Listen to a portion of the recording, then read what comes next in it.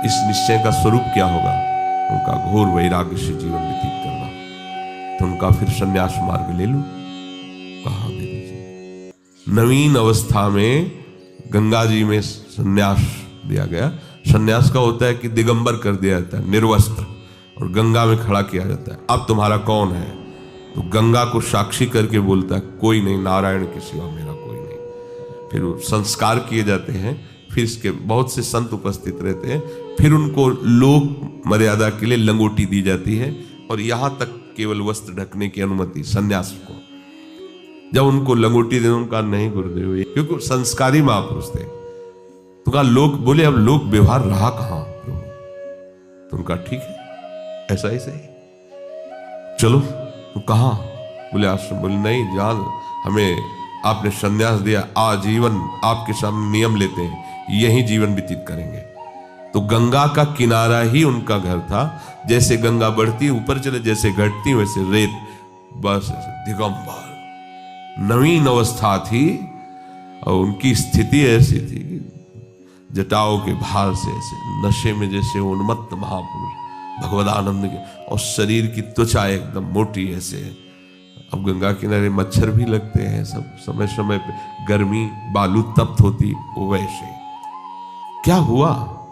क्या उनका शरीर नहीं था क्या? निश्चय इतना जोर का कि देह राग मिट गया। तो क्या आप में वो भागवतिक शक्ति नहीं है क्या?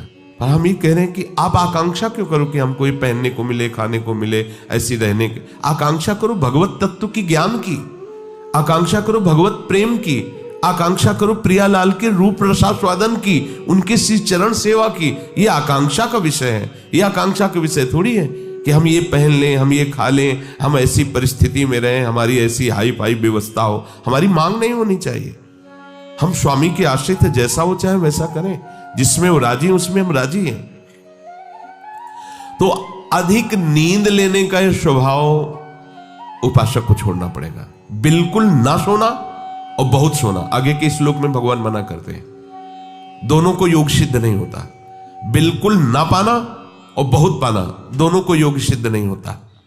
तो अधिक नींद लेना, इस पे शासन करो यदि भगवत प्राप्ति करना चाहते हो। आपकी दिनचर्या में सोने का आपका ठीक समय होना चाहिए। जितने महात्मा आज तक मिले उन सबकी दिनचर्या परिपक्व रही है। परिपक्व दिनचर्या 2-4 मिनट की बात नहीं कहते, नहीं, उनका उठना, उनका लेटना, उनका खाना, उनका पीना एक टाइम पे होता है। ऐसा नहीं है जब चाहा तब। अगर उस समय तक भोजन नहीं मिला तो इसके बाद वो भोजन नहीं पाएंगे, चाहे 56 प्रकार के भोग आ जाए। एक महात्मा जिस आश्रम में हम गंगा किनारे रुके थे, उसी आश्रम में आए थे। शाम टाइम वो कुछ नहीं लेते थे, एक टाइम दोपहर में अगर भिक्षा मिल गई तो लेते थे। प्रायः कौन इनके पीछे पड़ता है, खान पान के पीछे? जिसकी लगन लग जाती है प्रभु की प्राप्ति का, ये तो बहुत छोटी बातें हैं। इन महापुरुषों को देखो, वो शाम के जो आश्रम में आए जहां हम टिके हुए थे, तो उनको गाय वहां आश्रम में थी, तो संतों को शाम के बयारू कराई जाती थी, एक एक गिलास दूध दिया जाता था। तो बयारू तो करते नहीं थे, जब दूध, तो उनका नहीं, हमारा नियम है एक बार दिन में जो भगवत इच्छा से मिलता पाते हैं, फिर नहीं। अरे नहीं स्वामी, दूसरी बार पूछते उनकी दृष्टि में, ये क्या है, ये कोई स्वागत है? अरे परमार्थ के पति हो करके नियम को तोड़ने के लिए तुम जोर दे रहे हो? ये क्या प्राण पोषण करना ही साधु का धर्म है क्या? हटाइए, आप कैसे साधु हो, बार बार हमको खाने के लिए प्रेरित? डांट दिया।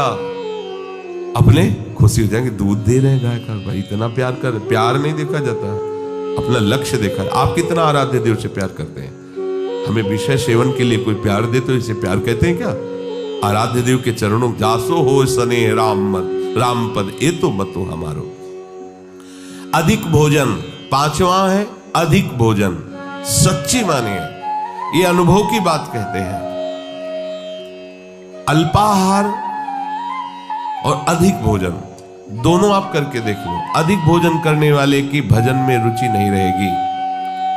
अगर दोनों टाइम आप भोजन जितना चाहिए उससे अधिक लोगे तो आप ब्रह्मचर्य रह ही नहीं सकते, आप भजन कर ही नहीं सकते।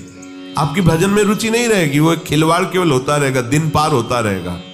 और आप 2-4 दिन आपको थोड़ा परेशानी पड़ेगी किसी भी संयम को धारण करने के लिए। आप उसे धारण कीजिए, फिर आप देखिएगा अगर आप 15-20 दिन ऐसे संयम से चले, फिर आपको हम ही छूट दे दें तो आप कहोगे नहीं बस ऐसा ही ठीक है।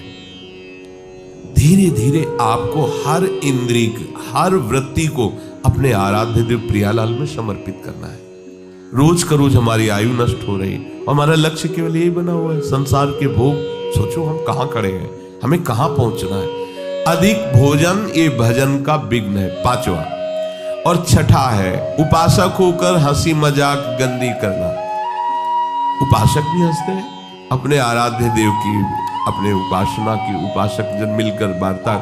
ऐसा नहीं कि संसारिक उनको कॉमेडी उनको सुन के हंसना पड़े, उनको प्रोग्राम देखना पड़े कि हाँ चल रहा है कॉमेडी को हम हंस रहे हैं, ये साधना है क्या? हंसने के लिए तुम्हें तो प्रियालाल बहुत है, हास परिहास रसिका। या उपासक जन आपस में बैठ करके भगवत वार्ता, पवित्र वार्ता से विनोद, नहीं तो विनोद की ठौर कहाँ है? बिल्कुल नारायण हरि भजन में 5 न सुहात, विषय भोग निद्रा हंसी जगत प्रीति बहुबात। तो हंसी मजाक करना ये उपासक का भजन का विघ्न है, ऐसा न करें। 7वां है अपने रिश्ते नातेदारों के प्रति आसक्त हो जाना, जैसे स्त्री पुत्र और भी जो संबंध है इनमें आसक्त, भजन नहीं बन पाएगा। सबकी ममता ताग बटोरी, मम पद मन ही बांध बटोरी। 8वां है क्रोधी स्वभाव बना लेना, जरा से कोई बात करे तो बस एकदम गुस्सा होना। नहीं, आप भजन करने वाले हो, कभी कभी किसी की प्रतिकूल चेष्टा, अब जैसे आप परमार्थ में चल रहे हैं, किसी को परमार्थ संबंधी ही आप सावधान कर रहे हैं, वो आपके सामने ही प्रतिकूल आचरण कर रहा है, आपको गुस्सा नहीं होना है। ये आपकी भी तो परीक्षा हो सकती है, भगवान आपको भी तो देख रहे हैं कि आप उपदेश ही केवल देते हैं या आपके भी जीवन में कुछ है। इसलिए आप खुद देखो आपके जीवन में क्या है।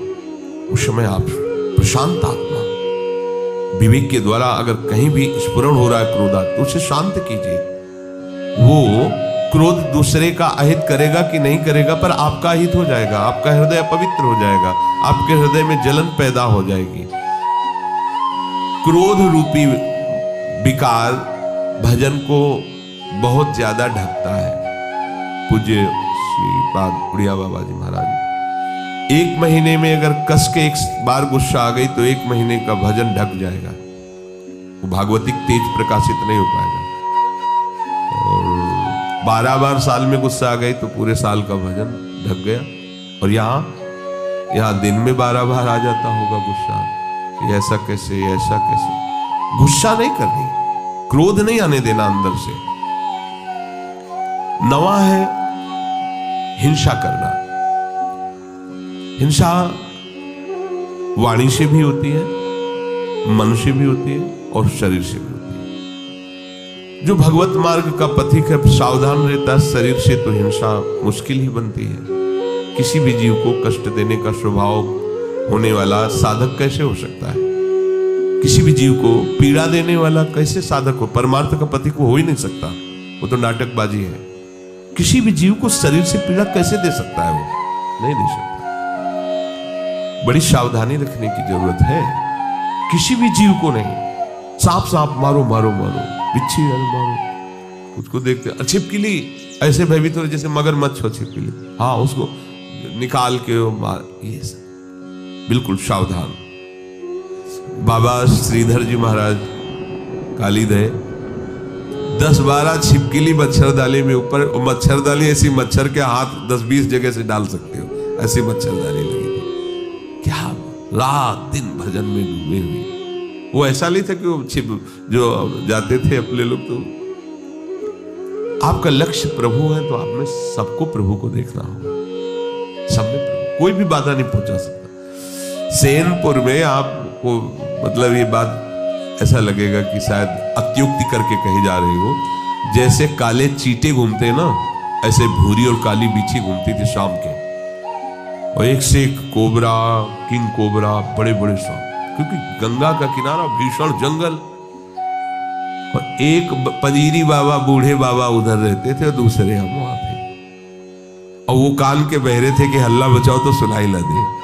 अब केवल भगवद आश्रय ले ही तो और क्या वहां रह सकता है। बस दृढ़ निश्चय था कि अगर संयोग है तो काटेगा, नहीं तो नहीं काटेगा। तो बहुत समय तक रहने पर कभी बिच्छी ने नहीं मारा, कभी सांप ने। ऐसे आसन में बैठे हुए और ऐसे सांप जा रहे हैं, ऐसे बिचखा पर सांप। उल्लुओं की आवाज तो ऐसे जैसे कोई संगीत गा रहा हो। 14 राग से उगाता है उल्लू, 14 प्रकार की आवाज होती है। हर आवाज में एक भय उत्पन्न हो। गंगा जी के किनारे तो प्रतिध्वनि भी होती थी उसकी। अंधेरा न कोई लाइट न कुछ, केवल प्रभु ही प्रभु, मंत्राकार वृत्ति। अरे जो पीछे संत महात्मा इसीलिए ऐसे स्थानों का चयन करते थे, अन्य आश्रय नहीं, केवल भजन ही करना पड़ेगा, दूसरा उपाय नहीं है। हिंसा ना तो शरीर से होनी चाहिए और वाणी से भी हिंसा होती है। किसी के दिल में दुख पहुंचाने वाली वाणी बोलना हिंसात्मक वाणी है नहीं। सबके दिल में दिलवर वास करता है, उसी की हम उपासना करते हैं। हमको ऐसे कठोर वचन नहीं बोलने हैं जिससे उसका हृदय दुखी हो जाए। हम अपनी बात कह देते हैं, ना मानो आपका। देखो भगवान गीता जी बोल दिए ना, मानो या ना मानो तुम्हारी बात है। मानोगे तो भगवदानंद में रहोगे, नहीं मानोगे तो विषयानंद में डूबोगे। और एक होता है मन से हिंसा करना, ये ज्यादा होता है। शरीर से हिंसा करना तो साधक मार्ग में बहुत ही निंदनीय है। वो तो शायद ही कोई ऐसा मूर्खतावश कर दे, नहीं तो नहीं करेगा, क्योंकि वो साधक मार्ग में चल रहा है। उपासना मार्ग में काहे कि किसी जीव की हत्या करेगा। वाणी से वो भी चूक कर सकता है। किसी को ऐसे दुखद वचन, जाओ भोगोगे, ये भी दंड है ना। ये भी आप हिंसात्मक वचन बोल रहे हैं। अगर आप भजन करते हैं और आपका वचन लागू हो गया, जाओ भोगो, तो आपने उसके लिए विधान कर दिया ना दुख का। तो साधु से होए न कारज हानि। साधु तो परहित परम मंगल करने वाला होता है, उसके दुख का विधान कैसे करें। और मन से होता है कि जब कोई हमारे प्रतिकूल चलता है तो एक जलन होती है, उस जलन में हमारे अंदर निकलता है, भोगोगे तुम, फिर आगे चल करके तुम देख लेना तुम्हारी दुर्गति होगी, तुम अमुक कष्ट पाओगे, जाओ ऐसा ऐसे। वो जो मन है ना, वो अपने आप संकल्प करता है। तब इसको समझ में आएगा कि ये जो हमारी प्रतिकूलता कर रहा है ना, तब इसको समझ, ये सब बातें नहीं होनी चाहिए। अगर ये बातें हैं तो आपके भजन में टांग टूट जाएगी आपकी। आप भजन की चढ़ाई पे नहीं चढ़ पाएंगे। ये टांग तो सुरक्षित बनी रहे चाहे, लेकिन भजन की चढ़ाई आप नहीं चढ़ पाएंगे, आप फिसल जाएंगे। जो दूसरे का तनिक भी अहित सोचता है, उस दूसरे का अहित हो या ना हो, तुम्हारा उसी क्षण से अहित शुरू हो गया, उसी क्षण से तुम्हारा हानि शुरू हो गया। 10वां है काम विकार। ये चाहे कर्म मार्ग का पथिक हो, कर्मयोग, भक्ति योग, ज्ञान योग, ये तीनों मार्गों में अपना एक छत्र, बाधा का राज्य उपस्थित करता है काम। ये छोटी मोटी शक्ति नहीं। चाहे ज्ञान मार्ग में हो, चाहे कर्मयोग मार्ग में हो, चाहे भक्ति योग मार्ग में हो, ये ऐसा भागवतिक सैनिक है कि हर जगह इसका प्रवेश है, विघ्न पहुंचाने की इसमें ताकत है। इसीलिए सब इससे डरते रहते हैं। अगर इससे डरते रहोगे तो निर्भय हो जाओगे, और इससे डरना बंद कर दोगे तो फिर डर तुम्हें कभी छोड़ेगा भी नहीं। ध्यान रखना, यही डर ही डरप हरिवंश हित। महाप्रभु कह रहे डरते रहो। ना जानो छिनंत कवन बुद्धि घटई प्रकाशित, छुटी चेतन जो अचेत तेऊ मुनि भय विश्वासित। महाप्रभु कह रहे डरते रहो, ये बात से डरते रहो। एक संत भगवान कह रहे थे काला सर्प काट ले तो उसका उपचार हो सकता है, लेकिन ये काम अपना अधिकार हृदय पे कर ले, ये डस ले, इसका उपचार नहीं हो सकता। ये ऐसा जहर है कि वो लहरें लेते रहो, पूरा जीवन वो नशा चढ़ा रहेगा उसका। और जैसे जैसे आपकी आयु कम होती जाएगी, मतलब अवस्था शरीर की बढ़ती जाएगी, आयु कम, वैसे वैसे और बढ़ता जाता है। जैसे जैसे आपकी शरीर शक्ति क्षीण होती, वैसे ही वासना और रंग लाती, क्योंकि दुर्गति करना है ना। इसे चाहिए कि भगवान नाम और भगवत आश्रय के बल से इस विकार को सह कर शांत किया जाए। जितना आप सहनशील होगे उतने ये शांत होता चला जाएगा। 11वां, अपनी निंदा होने पर सहन न करना। ये भजन में बाधा है। जब अपनी निंदा हो तो आनंद मनाना चाहिए अंदर से, कि जो हमें प्रारब्ध भोग भोगना था दंड रूप में, वो निंदा करके उसको नष्ट कर रहा है, बड़ी कृपा हुई। अंदर से इस बात को समझिएगा, अगर हमारी कोई निंदा कर रहा है तो हमें आनंदित होना चाहिए, हमारा परमार्थ मार्ग साफ हो रहा है। ध्यान रखना, हमारा परमार्थ मार्ग जो बाधित होने वाला था उसकी निंदा से कट गया। बहुत बड़ा प्रभाव है, बिना भोगे तुम्हारे प्रारब्ध का नाश करा दे वो निंदक है, इससे बड़ा कोई हमारा सहयोगी नहीं है। साधो निंदक मित्र हमारा, चरणदास जी ने इसमें बड़ा आशीर्वाद दिया है कि जो कोई निंदा करे हमारी उतरे भव से पारा साधो, क्योंकि उसने हमारे परमार्थ को साफ कर दिया। प्रशंसा करने वाला तो परमार्थ में रोड़ा पैदा कर दिया, देहाभिमान फिर पुष्ट होगा और भगवत चरणारविंद का आश्रय छूट जाएगा। लेकिन निंदा करने वाले ने भगवत आश्रय पुष्ट कर दिया, परमार्थ को बिल्कुल पवित्र और साफ कर दिया। आए हुए बुरे प्रारब्ध को नष्ट करने के लिए ये जो हमारी प्रभु निंदा कराते हैं, बहुत कृपा है छुपी हुई इसमें, उसे हमें भोगना पड़ता, सड़ना पड़ता। कई बार सुनाया है कि भगवान वशिष्ठ जी कुल पुरोहित थे और वो चक्रवर्ती सम्राट पे पद में थे, तो उनके शरीर में किसी पूर्व कर्मा अनुसार वो कुष्ठ हो गया था, गलित कुष्ठ।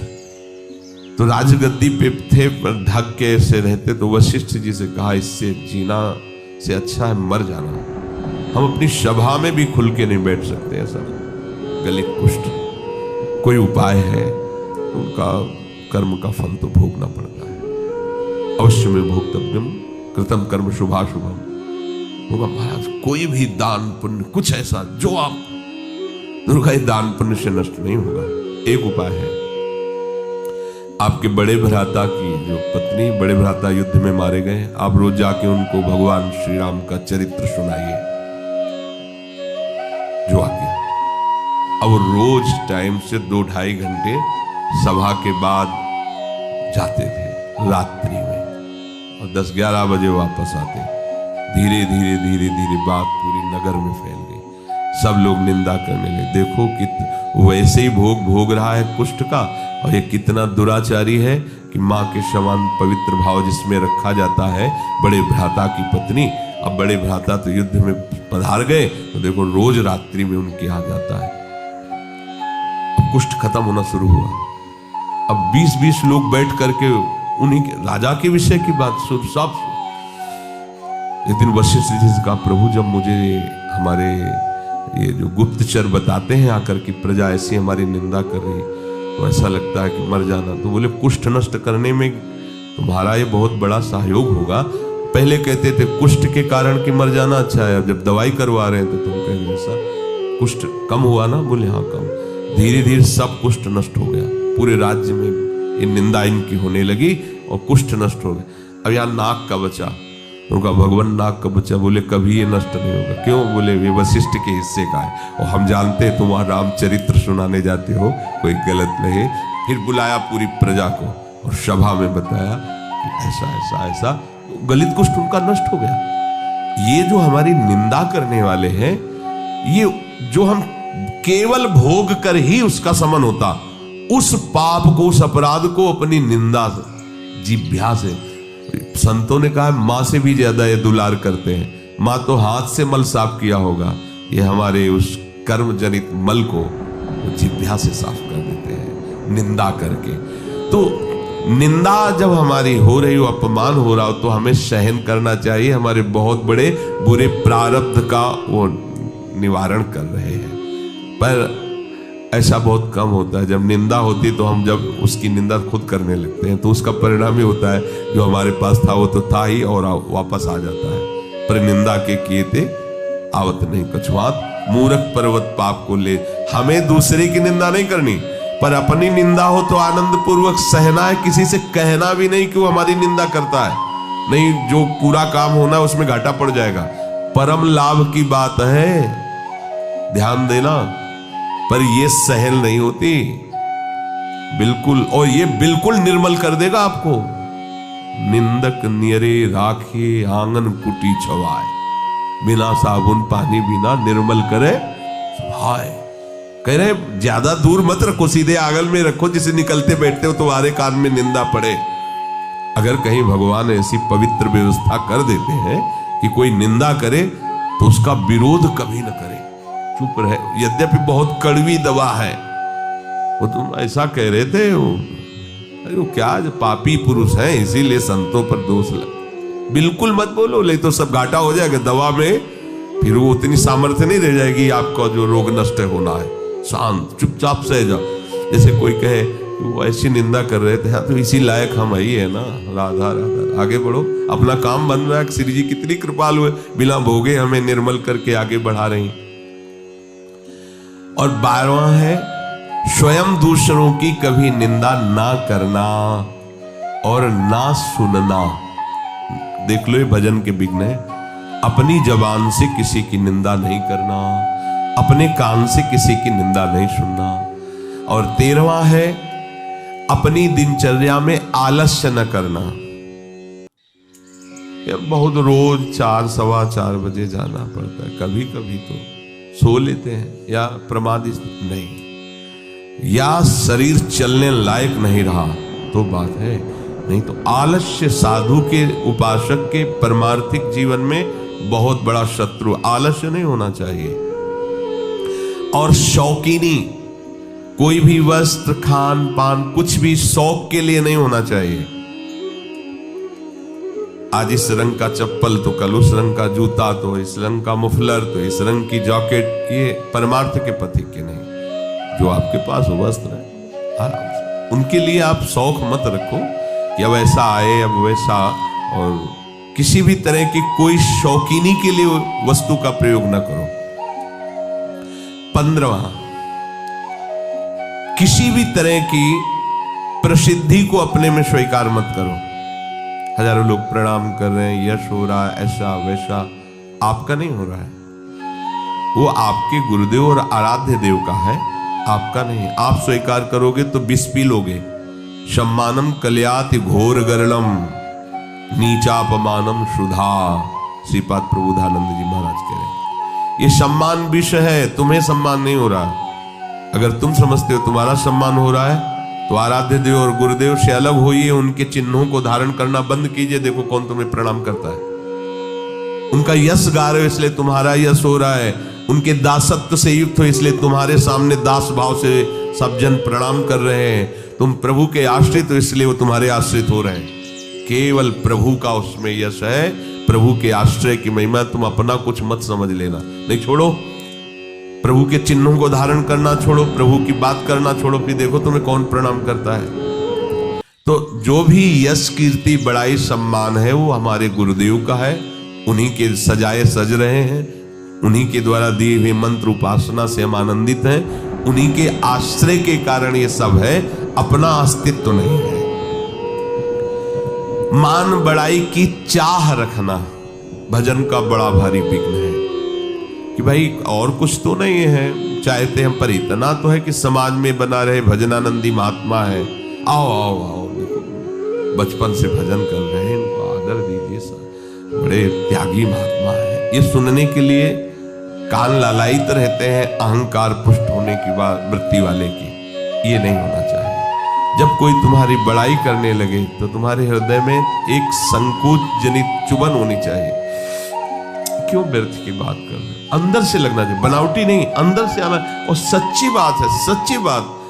यदि गुरुदेव की कृपा ना हो, प्रियाजू की कृपा ना हो तो एक बार राधा नहीं बोल सकते। तुम निरंतर भजन की तो बात जाने दो। एक दिन निष्पाप व्यतीत होना कठिन हो जाएगा, निष्पाप एक दिन व्यतीत होना कठिन हो जाएगा, और तुम्हारा जीवन निष्पाप हो रहा है केवल गुरु कृपा, आराध्य देव की कृपा। 17वां, अपने में श्रेष्ठता जनित अभिमान होना, गुरुपन होना। मैं बहुत ज्ञानी हूं, मैं बहुत, किसी भी तरह का अपने में श्रेष्ठता का अभिमान होना।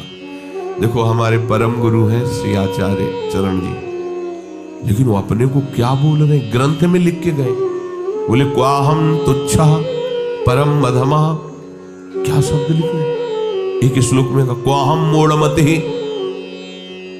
ये अपने लिए लिख रहे हैं। उत्तम महाभागवत का लक्षण है, उसमें दैन्य होता है। देखो आज तक कोई श्री हनुमान जी की जोड़ का महात्मा नहीं हुआ, हनुमान जी की जोड़ का नहीं हुआ।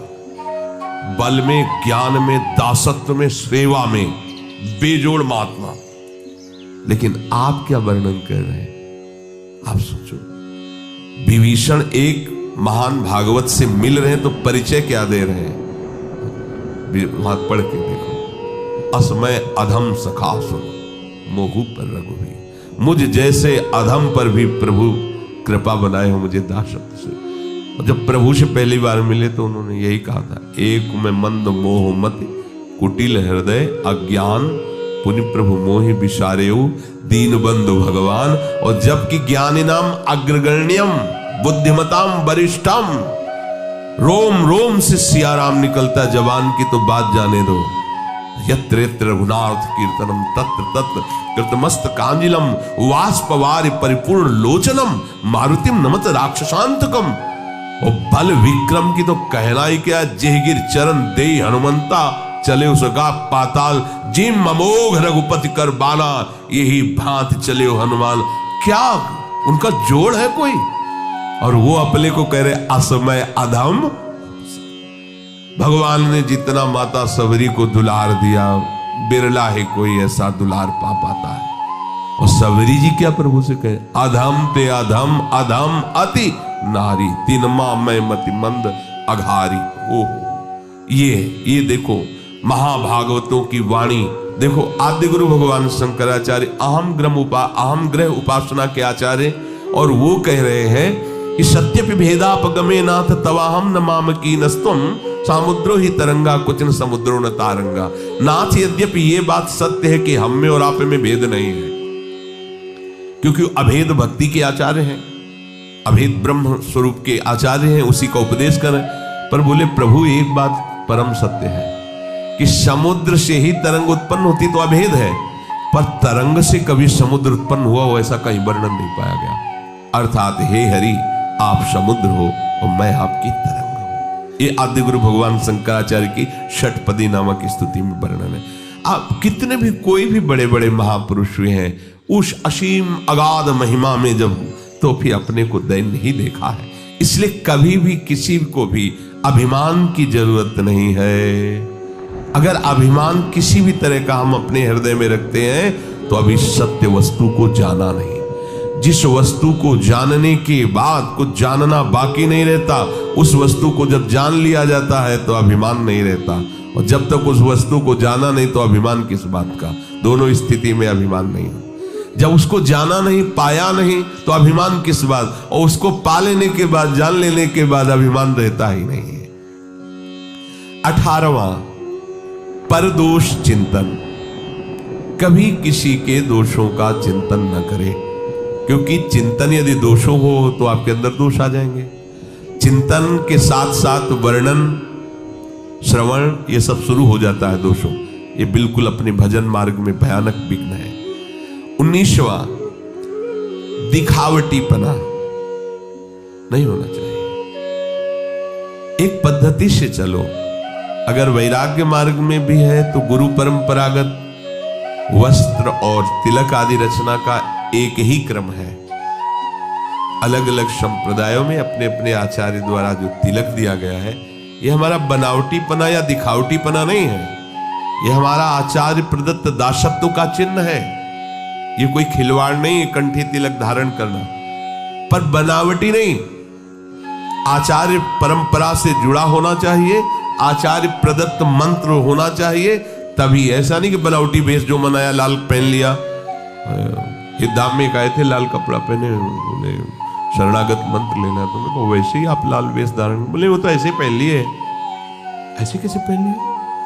गेरुआ वस्त्र की महिमा समझते हो? साक्षात नारायण स्वरूप, अग्नि स्वरूप माना जाता है, ऐसे ही धारण कर लिए, ऐसे ही कपड़े धारण कर लिए, ऐसे मन मानी। कोई भी दिखावटीपना नहीं होना चाहिए, आचार्य परंपरागत होना चाहिए। और उपास्य देव की प्राप्ति के लिए जो वैराग्य वेश धारण किया है, जो गुरु ने दिया है, प्राण निकल जाए पर उसे नहीं छोड़ना चाहिए। ये जो ऐसे नहीं मनमानी आचरण, ऐसा नहीं। एक बार एक महाभागवत, एक परम सन्यासी को बंदी बनाया गया था गौ हत्या के विरोध में। वो खड़े हुए थे तो उनको कहा गया आप अपने वस्त्र उतारिए तो उनका गला काट दीजिए, स्वीकार है, पर हमें काशाय वस्त्र नहीं उतार सकते। ये हमारे आचार्य और गुरु प्रदत्त है, तुम इसे खिलवाड़ मत समझना। ऐसा जब गौ हत्या के विरोध में खड़े थे तो उनका दंड भी भंग कर दिया गया था, उनका श्राप लागू हो गया था। बहुत ये जो आचार्य परंपरा से पोशाक और भागवतिक चिन्ह, वैष्णव चिन्ह मिलते हैं, खिलवाड़ नहीं है। जब मन आया तब धारण किया, जब मन आया तब उतार दिया, ये हुए ही नहीं प्रभु के। ये सब केवल स्वांग रचने वाले नौटंकी नाटक वाले हैं। ये कोई नाटक का खेल है क्या कि पर्दे पे गए तो साधु का वेश बना करके आशीर्वाद दे रहे हैं, पीछे आए तो पैंट शर्ट और बीड़ी हुक्का पी रहे हैं। ये थोड़ी, ये कोई सीरियल का साधु थोड़ी है। अपने जीवन को आचार्य गुरु परंपरा में आजीवन उसी में, हमारे जो गुरुदेव ने हमें वस्त्र दिया, मंत्र दिया, उपासना दी, भागवतिक चिन्ह दिए, उसी के अनुसार हमें चलना है। दिखावटी नहीं होना चाहिए, बनावटी नहीं होना चाहिए। सोमवार को और रंग के, मंगल को और रंग के, बुद्ध के और रंग को, बृहस्पति के और रंग के, ये बहुरंगी बाबा नहीं होना चाहिए। आराध्य देव के रंग में रंगे हुए, शुरू से हर संप्रदाय की एक पोशाक होती है। नैष्ठिक ब्रह्मचर्य, श्वेत वस्त्र धारण करके मूंज मेखला, महावाक्य, ऊपर का लाल वस्त्र, नीचे का सफेद, सन्यास काशा गेरुआ वस्त्र, वैष्णव श्वेत पीत या भगवत प्रसादी। किसी भी संप्रदाय का वैष्णव पीत वस्त्र धारण कर सकता है, श्वेत वस्त्र धारण कर, या गुरु इष्टिक भगवत प्रसादी, उसमें रंग नहीं देखा जाता है। अगर भगवत प्रसादी है उसे वो हमारे आराध्य देव की प्रसादी, अन्यथा अपनी स्वेच्छा पूर्वक नहीं। विरक्त मार्ग में है, अगर कौपीन नहीं है, कौपीनवंता खलु भाग्यवंता, अगर आपका पुरुष शरीर और आपको वैराग्य मार्ग में, कौपीनवंता खलु, मार्किन ऊपर से कौपीन लग, जैसी आपको रहने दी गई आजीवन। फिर हमें नहीं देखना कि जिसने हमें रहने दी वो कैसे रह रहा है, हमें देखना है हमें कैसे रहने दी गई, हमको उसी में चलना है। वो किस स्थिति में क्या है उनका खेल वो जाने, हमें जो दिया गया हमको उसी के अनुसार चलना है। बनावटीपन, दिखावटीपन अपने जीवन में नहीं होना। और 20वां है आवश्यकताओं को बढ़ा लेना। जो आवश्यकताओं को बढ़ा लेता है भजन में विघ्न है। बहुत कम आवश्यकता में आपकी दिनचर्या व्यतीत होनी चाहिए। आपका भोजन, आपका वस्त्र, आपका प्रकृति का प्रयोग कम होना चाहिए। जितना प्रकृति के भोक्ता बनेंगे उतना ही प्रकृति आप पर शासन करेगी, अधीन हो जाओगे। और जितना प्रकृति से कम व्यवहार करेंगे, कम से कम भोगेंगे और जीवन यापन के लिए उसको स्वीकार करके भजन करेंगे तो प्रकृति ही आपको मुक्त कर देगी। जाओ प्रभु की तरफ बढ़ो। और जो प्रकृति को भोगता है, आकर्षित करके, अधीन करके नष्ट कर देती है। ये 20 दोष भजन में भारी विघ्न पैदा कर देते हैं। भजन से विमुख पुरुषों का संग, अधिक बोलना, विषय भोग की इच्छा रखना, अधिक सोना, अधिक भोजन, हंसी मजाक, स्त्री पुत्र आदि में अधिक आसक्ति होना, क्रोध, हिंसा, काम विकार, निंदा आदि सहन न कर सकना, स्वयं दूसरों की निंदा करना, आलस्य, शौकीनी, प्रसिद्धि, मान बढ़ाई, गुरुपन, परदोष चिंतन, दिखावट, आवश्यकताओं को बढ़ा लेना। ये 20 बातों से बचा जाए तो हमारा निरंतर भजन चलेगा। देखो, अपने सत्संग का उद्देश्य भगवत प्राप्ति है। किसी की भी निंदा स्तुति करने का ना हमारा अधिकार है और ना हमारी कोई चाह है। अपने लोग कभी इस कुमार्गगामी प्रवृत्तियों में ना फंसे, इसलिए उनको विस्तृत रूप से बताया जाता है। सब भगवत स्वरूप है, अंत में हमको यही मानना है, सब भगवत स्वरूप है। अगर कोई दिखावट कर रहा है तो मेरा प्रभु ही है, मुझे मानना है। अगर कोई कुछ भी कहीं भी है, मुझे मानना है। पर अपने लोगों को इन दोषों में नहीं फंसना। अगर फंसेंगे तो सब में भगवत भाव या भजन हम नहीं कर पाएंगे। इसलिए इसकी व्याख्या रूप में वर्णन किया। श्री राधा वल्लभ।